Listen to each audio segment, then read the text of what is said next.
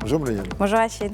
Dans la presse, ce matin particulièrement la presse marocaine, on y découvre les inégalités territoriales qui continuent de se creuser. Oui, on parle encore une fois d'un Maroc à deux vitesses, c'est ce que titre Le Matin d'ailleurs, qui revient sur cette expression qui est devenue quasiment un constat aujourd'hui pour désigner les disparités et les inégalités territoriales que connaît le pays, avec des chiffres qui se concentrent particulièrement sur les zones rurales. Par exemple, entre 2014 et 2024, le chômage rural a presque doublé, passant de 10,5 à 21,4%. L'indice de pauvreté, lui, a progressé de presque 5 points, toujours en zone rurale. Mais il y a aussi des inégalités liées à des services qui sont moins disponibles, comme par exemple un médecin pour 10 000 habitants, mais aussi une sorte d'économie rurale qui est lourdement fragilisée par les changements climatiques que l'on connaît depuis quelques années. Alors, comme le rappelle l'article, le gouvernement a tenté d'apporter une réponse à travers le plan de loi de finances 2026 et surtout une enveloppe de 20 milliards de dirhams pour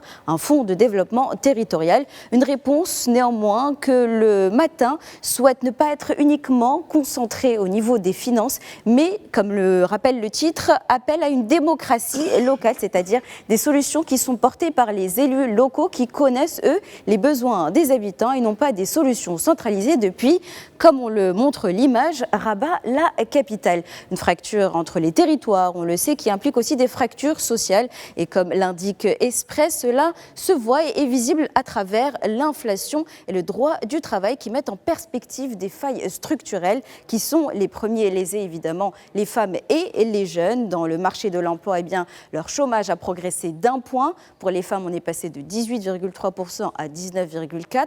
Pour les 25-35 ans, eh bien, on est passé de 20,6% à 21%. Aussi, sur le banc des accusés, l'inflation qui a progressé de 2,4%. Alors, plus grave encore, comme le précise l'article, c'est que les enfants dans notre pays ne grandissent pas avec les mêmes droits, pas avec les mêmes opportunités. Et oui, plus de 100 000 enfants aujourd'hui continuent de travailler dans le pays et la majorité, encore une fois, se trouve dans les zones rurales. Des chiffres selon l'article et surtout le CNDH qui traduisent un échec des politiques économiques et surtout des dispositifs d'insertion avec des territoires qui connaissent des écarts de développement majeurs. Mais néanmoins, il y a une économie nouvelle qui commence à se structurer, une économie que les Marocains connaissent peu et pourtant, d'après Média 24, qui emploie plus de 800 000 personnes, 800 000 citoyens. Alors qu'est-ce que l'économie sociale et solidaire ? Eh bien, elle touche à des secteurs comme l'artisanat, la pêche, le tourisme et l'agriculture. Elle cible bien évidemment les zones rurales et elle pèse aujourd'hui 3% du PIB et surtout 5% de la population active. Alors, ce qui est intéressant, comme le rappelle l'article, c'est que le gouvernement prépare une loi cadre pour essayer un petit peu de réguler et de structurer ce secteur qui joue aujourd'hui un rôle important dans le développement local du Maroc. Et c'est peut-être justement la solution à réduire la distance entre ce Maroc à deux vitesses.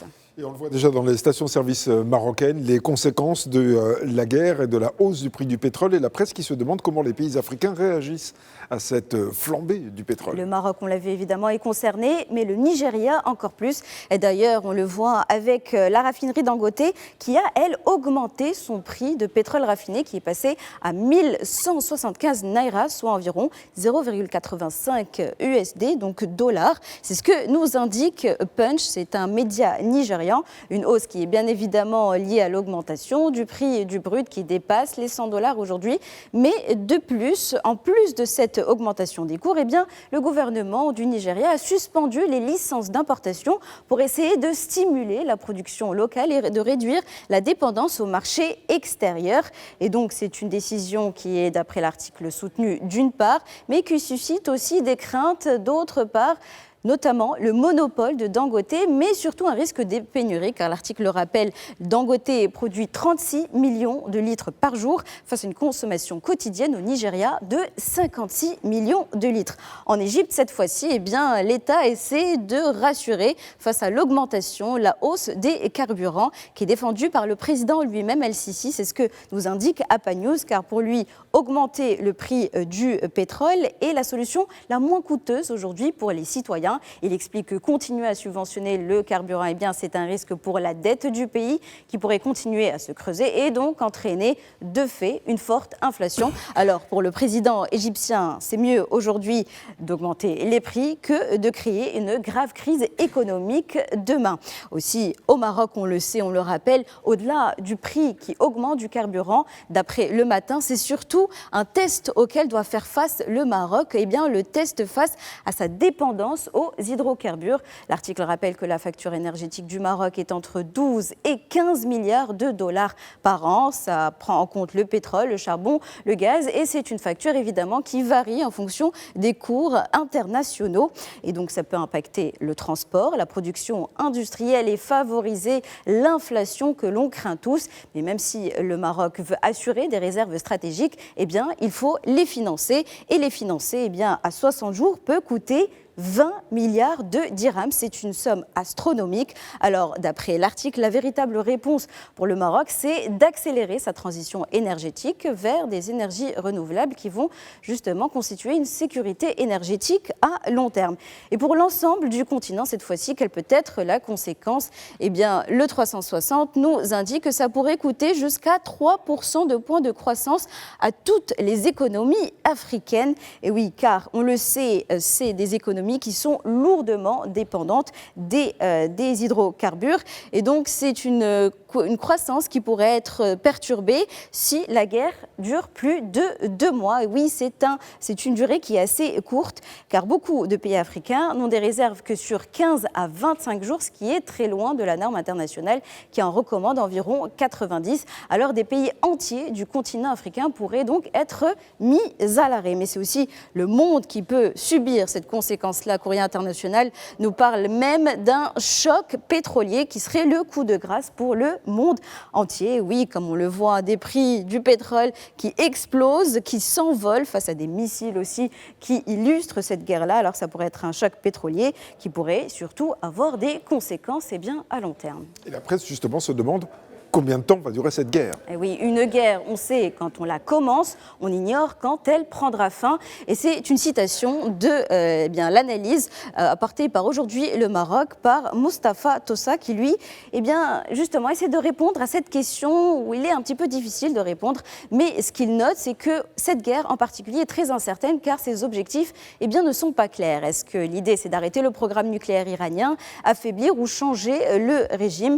Les conséquences aussi économiques, on le sait, commence à se faire sentir à l'échelle mondiale. Et du côté des États-Unis, en interne, la guerre semble assez impopulaire, avec un congrès aussi qui ne semble pas cacher ses réticences. Donald Trump, qui selon la Tribune du dimanche, et oui, ne pense pas aujourd'hui, n'envisage pas un arrêt proche de cette guerre-là, mais penche plutôt vers une logique ou plutôt un choix d'escalade, c'est ce que titre l'article, car suite au bombardement, notamment de l'île iranienne de Kharg, c'est un site stratégique à travers lequel s'exporte environ 90% du brut iranien. On a une conséquence directe aussi de l'Iran qui répond en visant de même des installations pétrolières de la région, avec un premier port pétrolier touché, celui de Fujairah aux Émirats arabes unis. Une guerre, on le voit, dont les réactions mutuelles ne permettent pas aujourd'hui de penser à une paix qui se profilerait bientôt. Une guerre dont la fin est incertaine, mais oui, que l'on peut suivre au jour le jour grâce à l'IA. Et oui, si vous voulez vous sentir comme si vous étiez dans une salle de contrôle avec un tableau de bord immense sur ce qui se passe dans cette région du monde-là qui est au cœur de ce conflit, c'est possible aujourd'hui grâce à des sites comme World Monitor ou Monitor the Situation, des sites qui ont permis depuis le début de la guerre à plus de 4,4 millions d'internautes de suivre en temps réel des images de ce conflit. Mais attention, le rappelle l'article, les experts mettent en garde les internautes sur le fait que ces images-là ne sont pas toutes à 100% fiables, surtout si elles sont sélectionnées par l'IA, des outils à utiliser avec la plus grande précaution. Achille. Nous sommes aujourd'hui le lundi 16 mars 2026. Quel autre 16 mars avez-vous choisi dans l'histoire? Je vais vous raconter l'histoire d'un 16 mars où un lieu du patrimoine mondial de l'humanité a failli disparaître à jamais. Nous sommes en 2010 à Kasubi, sur les collines de Kampala, en Ouganda. Là se trouve l'un des lieux les plus sacrés de l'ancien royaume du Bouganda, les tombeaux des rois Kabaka. Dans un immense bâtiment circulaire de bois et de chaume repose l'histoire de plusieurs siècles de monarchie. Mais ce jour jour-là, un incendie ravage le site. Les tombes de 4 rois du Bouganda disparaissent dans les flammes. Classé au patrimoine mondial de l'UNESCO depuis 2001, le site est immédiatement placé sur la liste du patrimoine en péril.